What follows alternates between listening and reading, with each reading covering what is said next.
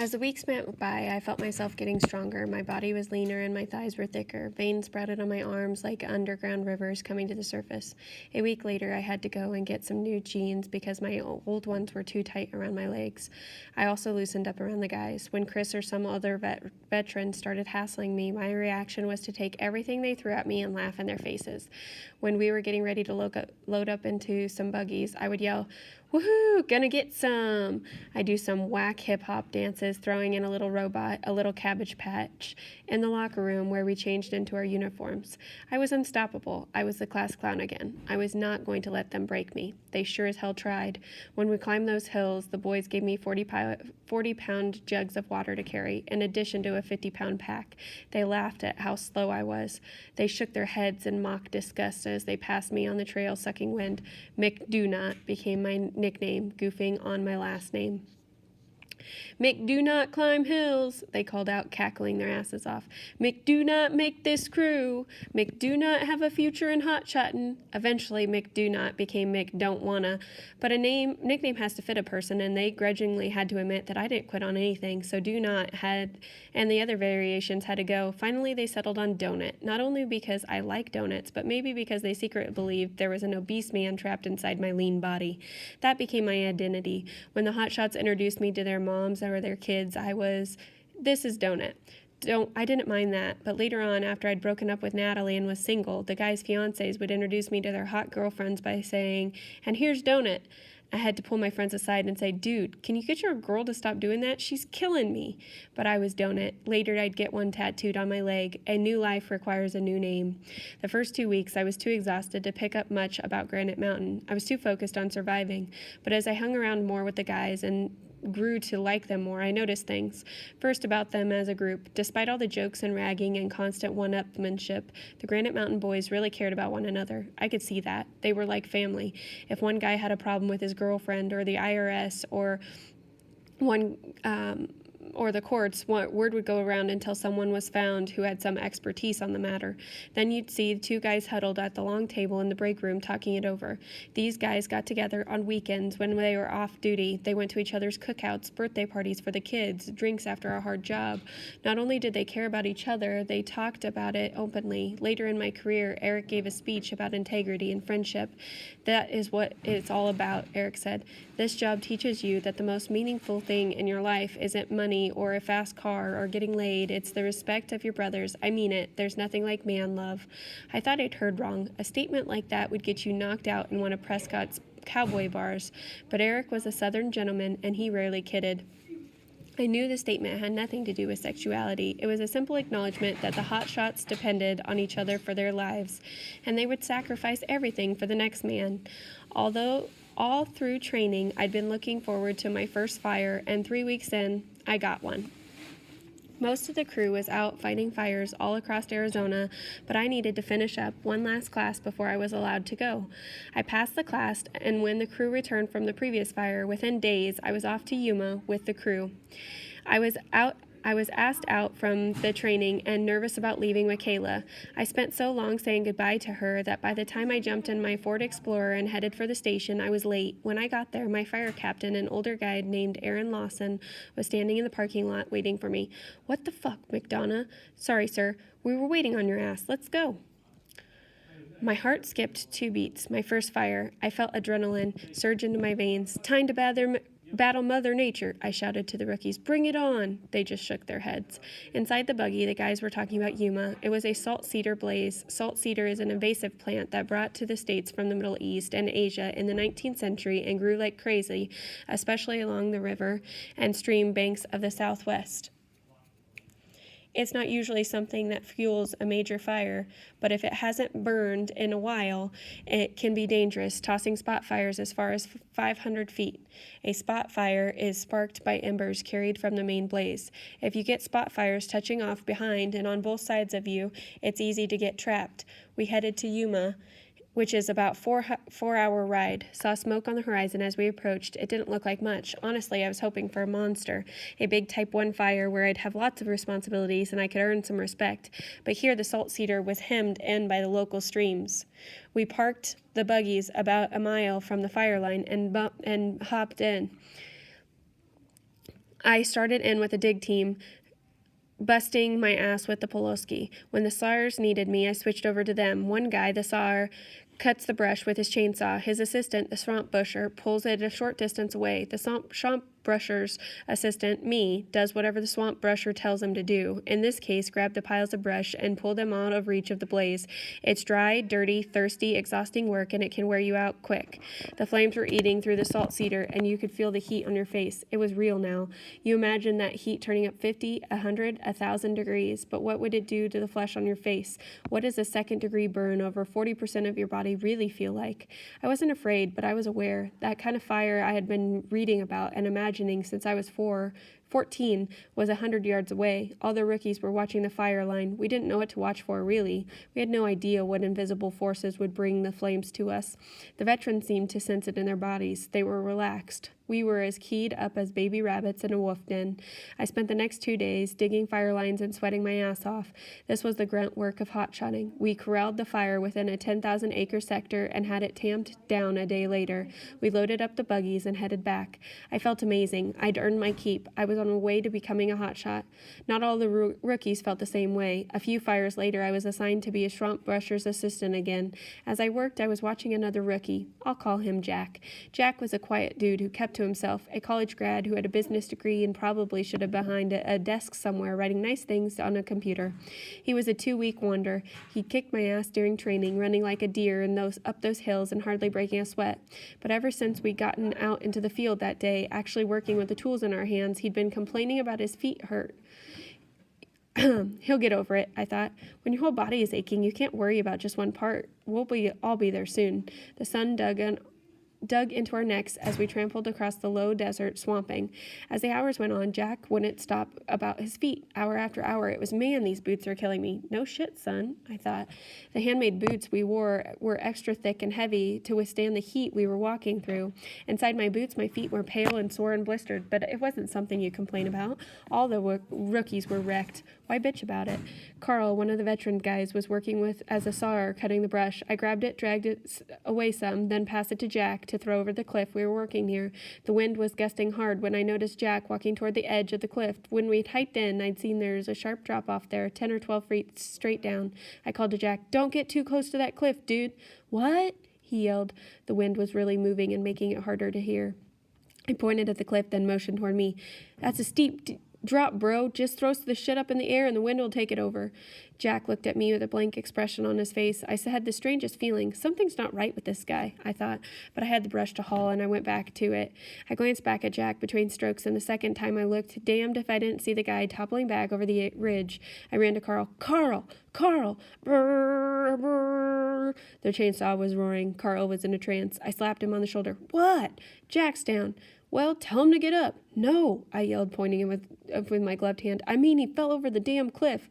"Ah, shit." Carl put down his saw and got on the radio while I ran over to the ridge. I reached the edge and looked over. Jack was laid out on his back, his right foot crossed over his left. He looked dead. I ran down there and found him breathing fast. His pupils were dilated and he looked of panic on his face. I didn't know if he'd broken his back or just knocked the air out of himself. I kept telling him to breathe, that everything was going to be all right, but in the back of my mind I was watching him, wondering how exactly he'd tumbled over the edge. "Did you feel that gust of wind?" Jack said to me. I hesitated. "Yeah, man, I felt it. Knocked me right over." There had been wind, but I had a gut feeling Jack had thrown himself over the cliff to get out of being a hotshot. Some of the guys who'd been in EMTs came running over and started checking him out. Another guy brought a spine board, and we loaded Jack up and carried him out of there. Then I went back to work. I kept my thoughts to myself. If a guy wanted out that bad and wanted to save face by risking his own neck, that was his own business. Honestly, it was better if someone like that wasn't on the line with us when it really counted. But I'm a recovering drug addict, and you're a track star, and you're bailing? Where's your heart at? We never saw Jack again. He gave his gear to one of his buddies on the crew, and that was that. Being a hotshot ain't for everyone. I'd broken my cherry. Back at Prescott, if someone asked if I'd been on a fire yet, I told them yes. I felt good about it, but it wasn't like I went around bragging. I was working in the hotshot legends on Granite Mountain. One fire meant nothing. 5 days after Yuma, we were in the station when Eric walked in. "We're going to Chickamauga." he announced. I knew there was a wildfire burning out of control in southeast Arizona and the Chickamauga Mountains. Now we were being called in. Woohoo! I shouted. I grabbed my bag and headed for the buggies. We drove to the foot of the mountain range and checked in with Incident Command. It was evening, so we got our gear ready for the morning, then sacked out. The Chickamauga Mountains are made up of a bunch of sky islands, tall rocky peaks surrounded by completely different terrain, like high desert or wild grasslands. It's a bunch of radically diverse habitats squeezed together, perfect for Granite Mountain. As we turned in, the guys were talking about the job. It was a real fire, a big one. Yuma consumed 10,000 acres in a few days. Chickamauga was doing that every hour. It would soon grow to almost 250,000 acres, almost 400 square miles, 30 times bigger than Manhattan, and it was showing no signs of slowing down. There were hotshot crews from all over the Southwest already battling it. The elevations were crazy. The fire was burning from 1,000 feet to 10,000 feet, up the steep, pine-studded mountain slopes. This job wasn't like going just outside Prescott and chopping down some trees. This was mountain climbing country and hot desert and fast fuel grasslands all packed into one mission. The next morning, we were supposed to transport to the fire line. We'll be taking chopper in, Eric announced. What? I said I'd never been in a chopper because I hated the damn things. I had good reason. A lot of wildland firefighters have died in chopper crashes. For years, the toll of aerial accidents was higher than that for fire-related deaths. In 2008, 9 firefighters being flown in to battle the Buckhorn Fire died when their Skorsky S-61 went down in the Shasta Trinity National Forest. A lot of hotshots fear helicopters. We loaded up in the aircraft a little 4-seater. The guy next to me, Travis Turbofil, had been in the Marine Corps, and he nodded at me as I dropped into my seat. The blood had completely drained from my face. I guess I looked pretty anxious because he slapped me on the knee and gripped it. "Don't worry, dude," he yelled over the rotor. "I was in one of these in the Marines." "Awesome," I said half-heartedly. "No big deal. If we go down, just keep your head tucked between your knees." I gritted my way through the chopper ride, my gut like a yo-yo. When we landed, the crew gathered up, trekked out to the fire line and set up camp, organized our gear, got a campfire going and sat around it telling stories. The sky above was so big it felt like you were floating in. The hike to the fire the next morning was a bitch of a trek. The SARs had chainsaws on their shoulders, and the rest of us had extra water rations, extra chains, fuel and oil for the saws, plus our work tools. Each man was carrying at least 45 pounds. We didn't have UTVs, small 4-person off-road vehicles, or 4-wheelers to bring stuff in. What we needed, we had to carry ourselves. As we got closer, my body started feeling weird, like woozy. I didn't know what was going on. Is this fear? I thought. Am I scared to get close to a big fire? Ever since I was 14, I'd thought of fire as violent and malevolent. I thought of it as a living thing, almost, something that was out to hurt me and the people I was trying to protect. I didn't think of it as evil, but to me, it was kind of a predator. But Chickamauga was my first time really seeing fire as something almost beautiful. To see it in this majestic place, away from humans, leaping from tree to tree, was to see fire as it had been before man ever existed. It was here at the beginning of the world. It was ancient, and it was alive. I guess that's the difference between seeing a Bengal tiger in a zoo and staring at you with hatred from between steel bars and seeing it out in the wild chasing an antelope. It's an awesome thing. My hatred was slowly being replaced by respect. Chickamauga let me see fire as it had been forever. The first day we dug line with the fire a whole ridge line away, but the following afternoon we got closer. We could hear the fire ahead of us feeding, a loud crunching, crackling sound, 100 feet trees going up as the flames ate through them. Everything was bigger here, the timber, the distances, the fire, even the sounds. The flames out here in the forest sounded crisper, louder. I could see them crowning the trees 100 feet up in the air, tongues of orange 500 and 600 feet long against the blue sky, rolling and crashing through the treetops like fire dragons. We split off into teams, and I went with Travis Carter, who was known to be a good sawer, that is, good with a chainsaw, Andrew Ashcraft with his swamper, and I would help Andrew out. We started to cut fire line, our chainsaws buzzing and revving as we went indirect to the fire, cutting line around the fire and then burning out that section of the forest which robs the fire of fuel. When I wasn't helping the swamper, I was cutting through the thick brush with my Pulowski and the dig team. We started our burn with the drip torches, the first burn I'd ever witnessed. The brush went right up, whoosh. The temperature out here was hovering near 100 degrees, and the radiant heat from the flames made it even hotter. I was sweating buckets under my yellows, and the odd feeling came back again, a strange, disembodied, out-of-body feeling, as if my mind were floating away from my skull and riding the wind.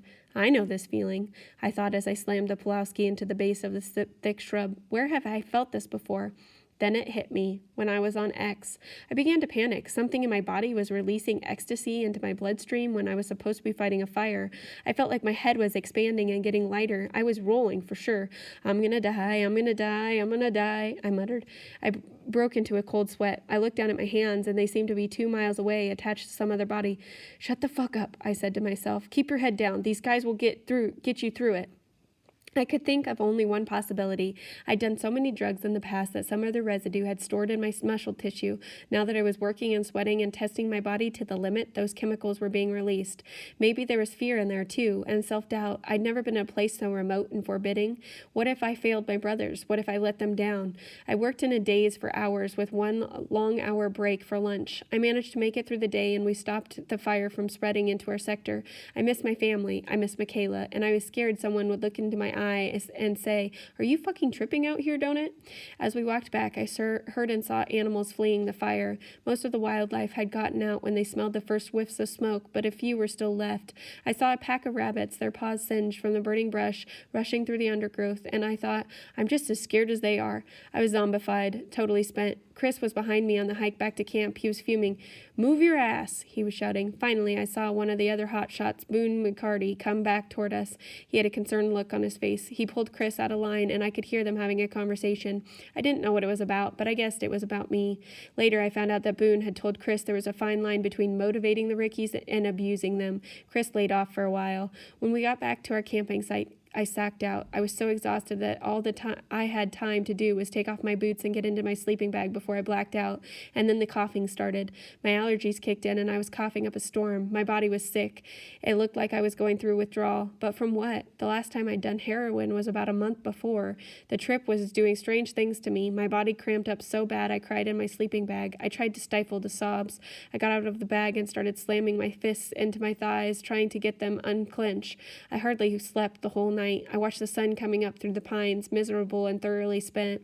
But we had to go back to the line. Eric was giving updates on the radio, and we hoped the fire had lain down overnight. No such luck. We ate breakfast of frosted flakes and tramped back to the fire. It was another horrible day. Even the intense training we'd been through hadn't prepared me for 16 hours of all-out effort. I found myself on the edge of blacking out, and the fire seemed too enormous to conceive of. How do you stop something that big with an axe and some saws? That night, Eric came up to me as I was eating. Even if you did something stupid or lazy, Eric never yelled. He was quiet, and some of the guys who went before me mistook him for being standoffish or distant, like he didn't care, but he did. He just gave you this look, a look of disappointment that sank right into you. He didn't look disappointed now, just concerned. "Hey, Donut." "Yep. I didn't get much sleep last night with you hacking. You okay?" "Yes, sir," I said. That was a lie. "Maybe you should find a spot farther away from the guys so don't keep them awake all night." "Got it." Eric wasn't being a dick. He just needed the crew to sleep. Boone McCarty heard us talking. After Eric left, he came up to me. "Why don't you stay in the medical tent?" I nodded. But now I was paranoid. I thought Boone was testing me, trying to get me to quit for medical reason. The worst thing you can be on a fire line out in the wilderness is a liability. Even if you're not kicking ass as a hotshot, you cannot be a burden on your brothers. I felt like I'd come out to Chickamauga to prove myself and get the respect, and I was blowing it. "Yes, sir," I said, but instead I dug into my pack and found some NyQuil. "This'll do it," I said. "Knock me right out." I unscrewed the cap and glugged the nasty liquid, but in my eagerness to get some sleep, I overdid it. I drank most of the bottle before passing out. Later, I realized Boone was just worried about me. I threw up once in the middle of the night, on all fours, but at least I slept. I woke up to the sound of men screaming at me. "Shut that fucking thing off!" What were they talking about? I heard music and someone singing, something about hats and clothes and what you want. Oh, God. It was Tie Me Down, the song that acted as my cell phone alarm. I'd taken so much NyQuil that I'd slept through it twice. I grabbed my phone and thumbed the volume down. The boys were not pleased. That day I was out on the line with Boone. We were walking down the dirt road, the fire roaring to the left. "I'm going interior," Boone said. "Okay," I said. He turned and headed toward the tree line. "Wait, what does that mean?" Boone shook his head. "I'm going that way." He pointed into a stand of tall pine. "To burn some. We need to get the heat established there, suck the fire away from the road." That was the first time I'd realized that hotshots actually shaped wildfires. They cut lines to stop them and started blazes to shuck the energy away from places they wanted to protect. I gave Boone the thumbs up. He unslung his torch, and 10 seconds later he disappeared into the brush, and I was left standing on the road. Boone knows how to lead the fire with his drip torch, I thought, like getting a dog to follow you by dangling a stake in your hand. Just by listening, he knows where the fire is going. I listened. All I could hear was the sound of the wind following by a crunching roar. Every time the fire hit a pine tree and ate through dried needles, it made a sharp swelling sound like an animal clicking its tongue in its throat. I couldn't make any sense of it. I didn't know if the fire was coming toward me or headed west. I caught a glimpse of Boone setting fire to the forest floor, and then he disappeared again. The rolling from the molly had subsided somewhat, but now was replaced with fear. If Boone calls on the radio and says he's hurt, you have to go in there, I thought. But I was sure I'd run into the path of the fire like a dumb fuck and get burned up before I was 10 feet in. Damn, this is nuts. This is nuts. The radio was silent. 10 minutes later, though it felt like an hour, Boone walked out and nodded to me. His face was blackened by smoke. He acted like he'd just gone to 7-Eleven for a Slurpee. I was trying to learn the job, watching and listening. That week on the line, with my body still feeling bizarre, I listened to Eric brief us about an upcoming burn. We would use our drip torches on a stand of trees that rode up a mountain and down the other side. That's like 50,000 acres, I said to myself. What the fuck are we doing? Later, I would come to realize we were burning 50,000 acres so that we could save 500,000. I was in awe. We were specks in these hundreds of thousands of acres, yet we were in control of them. We were like gods, deciding which parts of the forest would live and which would die, and there was no one to tell us, stop. Later that week on the fire got so bad that Eric told us we had to work through the night and the entire next day, a 32-hour shift. Otherwise, the thing was going to get away from us and burn up half of the southwest Arizona. We couldn't have that. The teams headed in direct to the fire. A few teams were cutting and swamping brush. Others were digging with their Pulowskis. And a couple of guys were scouting ahead, looking for the next fire break or acting as lookouts. That day, Travis, Carter, Andrew, and I were clearing a fire break along with 3 other Sawyer teams. The fire was off to our west, and I could see it eat through the tops of pines, which seemed to dance, swaying back and forth as the flames consumed them. Maybe it was the heat haze, or maybe it was my brain. Smoke filled my nostrils, and my lungs itched. I felt like a robot. The muscles around my shoulders were 2 knots as I swung the Pulowski. I began to lose track of time. My vision was covered in blackness. "Hey, Donut!" I snapped back. "Donut!" It was Travis. "Yeah?" I said. "What's up with you?" "I'm good, bro. Please just let me make it through this," I pleaded with God. "Don't let me fail in front of my brothers." It was as if my partying days were trying to pull me back. They were getting revenge on me for abandoning them. There were times I wanted to black out, to drop down into the dry brush and be carried into the medical tent and then choppered out. "You ain't got what it takes," I said to myself. "These guys are hotshots. You're a tweaker." With a different crew, I might have bugged out completely and given up, but Granite Mountain was a family, and I could tell that the guys were starting to warm up to me. That night, though I was still sick as a dog, I was picked for a food challenge. This was part of the initiation process, making rookies compete to see who could eat the most of a chosen type of food. That time, the selection was Frosted Flakes. I downed 8 boxes before my stomach clenched up. The other guys thought I couldn't eat anymore because I was skinny, but it was also because I was drug sick. "You almost had it," Travis said to me as I admitted defeat. The boys were gathered around me, slapping me on the back and laughing. It felt good. No way I was going to let them down.